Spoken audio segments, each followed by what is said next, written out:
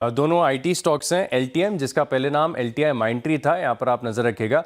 Numbers बिल्कुल inline माने जाएंगे। कारण क्या है कि मुनाफे का जो आंकड़ा है 1387 करोड़ देखने को मिला है। मार्केट 1375 करोड़ के आसपास एस्टिमेट लगा रहा था।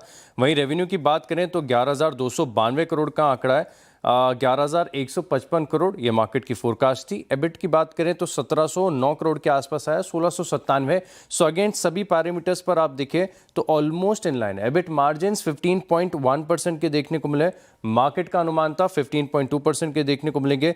मुनाफे में आप देखें तो सीक्वेंशियल तौर पर 45% की बढ़त देखने को मिली है। वहीं बात करें अगर आप डॉलर रेवेन्यू की तो $1222 के आसपास का आंकड़ा देखने को मिला है। अगेन ये भी बिल्कुल एज पर एस्टिमेट्स है। तो एलटीएम की तरफ से तो नंबर्स बिल्कुल इनलाइन माने जाएंगे, जैसा मार्केट एक्सपेक्ट कर रही थी बिल्कुल वैसे नंबर्स यहां पर देखने को मिले। लेकिन साइंट ने आप देखें तो थोड़ा सा निराश कर दिया। हालांकि इसको भी समझना थोड़ा सा ट्रिकी हो जाएगा क्योंकि बायबैक के अनाउंसमेंट भी है। वहीं आप बात करें मुनाफे की तो तकरीबन 33% की गिरावट यहां पर देखने को मिली है। सीक्वेंशियल तौर पर 97 करोड़ से घटकर 66 करोड़ के आसपास का आंकड़ा है। रेवेन्यू 4% बढ़ती हुई नजर आई है। एबिट की बात करें तो जो 167 करोड़ के आसपास का आंकड़ा था अब ये घटकर 156 करोड़ देखने को मिला है। 9.04% के एबिट मार्जिन थे पिछले क्वार्टर में, जो कि अब 8.09% के देखने को मिले। हालांकि कंपनी की तरफ से बायबैक का अनाउंसमेंट हो गया है 1125 रुपए प्रति शेयर के आसपास, और इसकी जो क्लोजिंग है कल की 936 रुपए है। और यहां पर 6.4 मिलियन इक्विटी शेयर्स का बायबैक, तकरीबन 5.76% इक्विटी का बायबैक भी है। तो बायबैक की खबर के साथ नतीजे आप देखें तो थोड़े से कमजोर है। बिल्कुल, थोड़े से ईएक्स की बात करें तो नंबर्स बढ़िया हैं, ठीक ठाक हैं। तकरीबन 11% की बढ़त यहां पर देखने को मिली है मुनाफे में। जो 117 करोड़ का मुनाफा था पिछले साल, ये 130 करोड़ देखने को मिला है। रेवेन्यू में बढ़िया जंप है, तकरीबन 22.5% का 142 से 174 करोड़ का आंकड़ा यहाँ पर देखने को मिला। एबिटा में 23% की बढ़त है, 121 करोड़ से तकरीबन आप 150 करोड़ ही समझ लीजिए। लेकिन मार्जिन 85% से बढ़कर 86% हो गए। आईएक्स के नंबर्स तो डिसेंट है, लेकिन इसके ऊपर कपलिंग का खतरा हमेशा बना रहता है, तो स्टॉक पर खास नजर रखिएगा। अदानी एनर्जी सॉल्यूशंस की बात करें तो यहाँ पर जो पावर इक्विपमेंट की बिक्री है और जो साइज और स्केल है, ये अपने आप में काफ़ी बड़ा अवसर बता रहा है। नंबर्स ठीक नज़र आ रहे हैं, सिर्फ एक मार्जिन का आंकड़ा ऐसा है जो थोड़ा सा डिसअपॉइंटिंग। हालांकि पिछले कुछ दिनों में देखें तो स्टॉक में काफ़ी बड़े मूव्स भी देखने को मिले। मुनाफा तकरीबन 6% बढ़ा है, 647 करोड़ से बढ़कर 683 करोड़ हो गया। रेवेन्यू में बढ़िया 17% का सर्ज है, 6,375 करोड़ से बढ़कर 7,443 करोड़। एबिटा की बात करें तो यहाँ पर जरूर आपको थोड़ी सी डिसअपॉइंटमेंट नजर आएगी, 2251 करोड़ से घटकर 2,145 करोड़ है। अगेन जो मार्जिन 35.3% के थे वो घटकर 28.8% के देखने को मिले। लेकिन रेवेन्यू की बात करें तो काफी बढ़िया सर्ज है। रेवेन्यूज में काफी क्या नंबर्स यहाँ पर चॉइस इंटरनेशनल की तरफ से देखने को मिले। पूरा साल FY26 देखें या फिर ये चौथी तिमाही के नतीजे, दोनों अपने लिहाज से काफी बढ़िया है।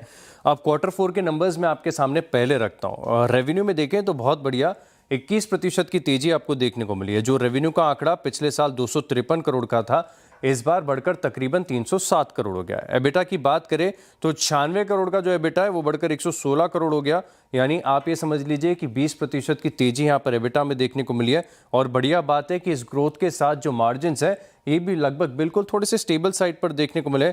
37.7 यानी राउंड फिगर आप 38%, जो कि पिछले साल के हिसाब से बिल्कुल स्टेडी और मेंटेन नजर आएंगे।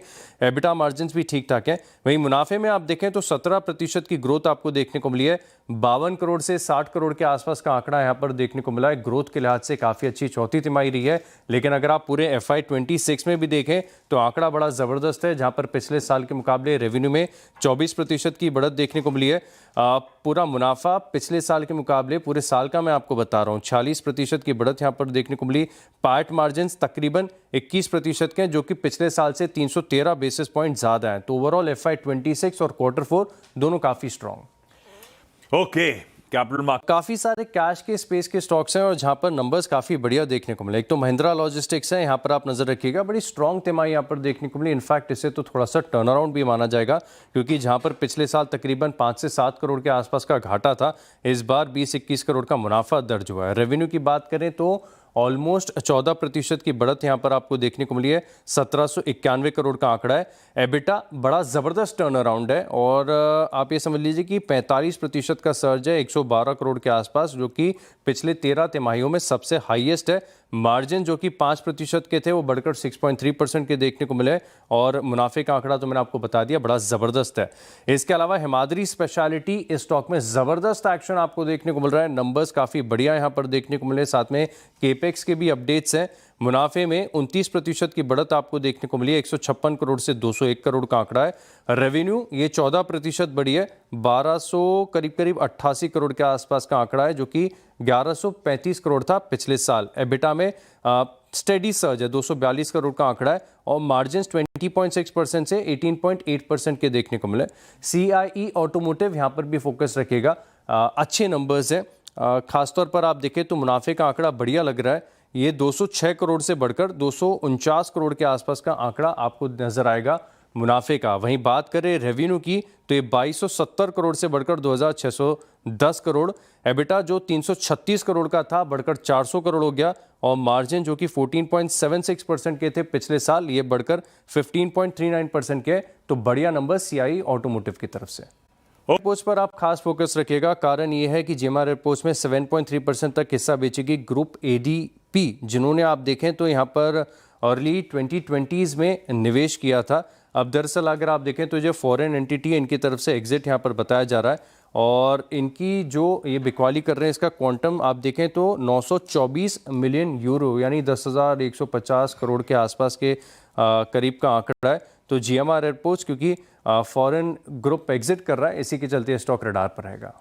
ओके, और UBL की तरफ से Q4 के बिक्री के नंबर्स यहाँ पर देखने को मिले। आमतौर पर कई बार ऐसा हो जाता है कि फ्राइडे हम इसकी चर्चा भी करते हैं, कोइंसिडेंस है, इसके अपडेट भी आए हुए हैं। अब ये बता रहे कि लो सिंगल डिजिट की ग्रोथ यहाँ पर आपको रेवेन्यू में देखने को मिली है हाइनिकेन इंडिया में, और हालांकि अगर आप देखें तो मिड सिंगल डिजिट में एक सर्ज भी यहाँ पर देखने को मिला है।